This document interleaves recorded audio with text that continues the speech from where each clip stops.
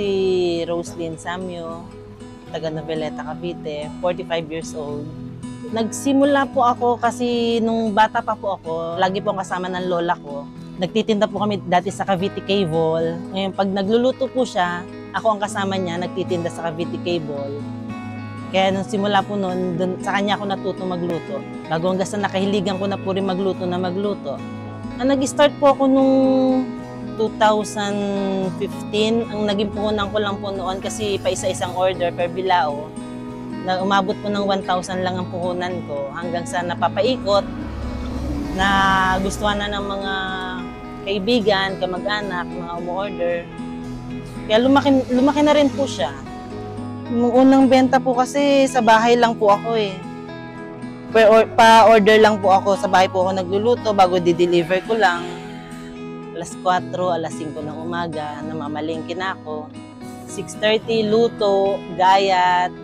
Bago pagdating ko ng alas 11, babalot na ako ng lumpia. Pagbabalot ng lumpia, umabot ako ng 1 oras kasi minsan 80 pieces ang binabalot ko per day. Bago pagdating ng 1 o'clock, naglalabas na kami dito sa tindahan hanggang 5 p.m. Paawa po ng Diyos, ayos naman po ang aming pagtitinda. May araw po na matumal, pero hindi naman siya ganun kababa ang kita. Bumabalik naman siya sa puhunan, nakakakuha pa rin ng pang-ulam. Pag summer po, malakas ang benta kasi maraming tao. Tsaka po pag eleksyon. Pag tag-ulan po, medyo okay lang naman po pag tag-ulan, basta wag lang pong babaha. Pag baha po, wala kaming tinda. Pag may bagyo, hindi kami nagtitinda. Wala naman po kami masyadong na-encounter na negative customer. Naglalabas kami ng 1 p.m. Pa isa-isa lang ang nabili. Akala namin hindi mauubos. Pagdating po ng mga 3:30, yun, dagsaan na po ang customer. Sabay-sabay na silang bibili. Wala naman pong pagkakalugi.